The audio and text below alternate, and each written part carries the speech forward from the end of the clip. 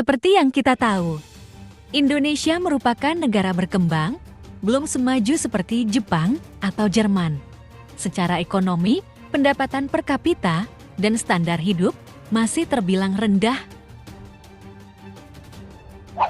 Begitu juga dengan pertumbuhan industri yang lambat, masih cukup banyak kemiskinan dan pengangguran. Akses pendidikan, transportasi, kesehatan, bahkan teknologi pun belum merata.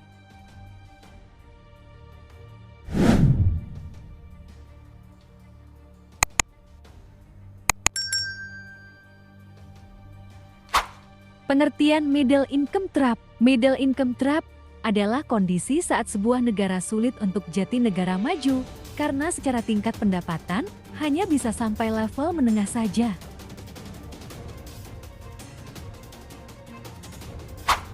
Dengan begitu, negara terjebak dalam status pendapatan menengah selama waktu yang lama. Ibaratnya, kamu sulit jati kaya karena pendapatan mentok di gaji UMR saja.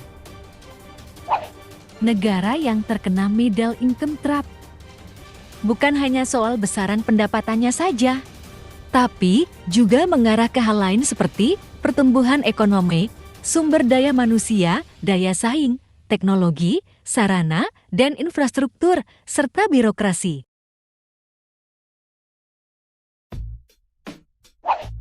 Semua hal tersebut memengaruhi pendapatan negara.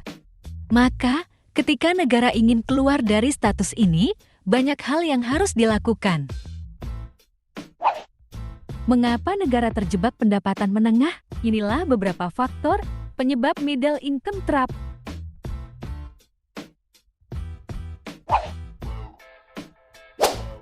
Yang pertama, sumber daya manusia. Sumber daya manusia kurang bisa diandalkan. Negara nggak punya cukup SDM yang berkualitas dari segi pendidikan maupun skill. Daya manusia yang tersedia nggak mampu memenuhi permintaan industri, mengingat industri bergerak dengan cepat dan maju, sedangkan SDM masih stuck atau nyangkut dengan kompetensi dasar dan nggak sanggup mengejar laju industri.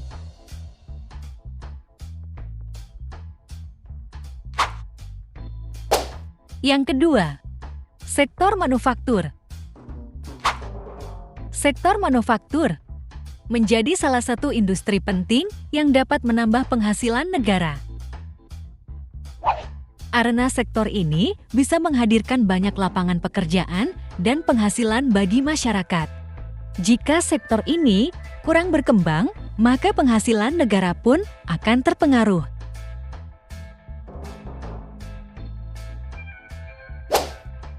Yang ketiga, birokrasi.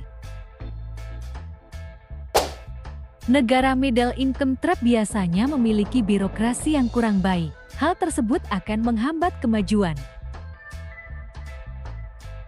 Misalnya, seorang pengusaha sulit mendapatkan izin usaha karena harus melewati banyak proses yang rumit. Dalam perdagangan internasional, investor atau pengusaha akan malas berbisnis di negara dengan birokrasi yang rumit dan ketinggalan zaman.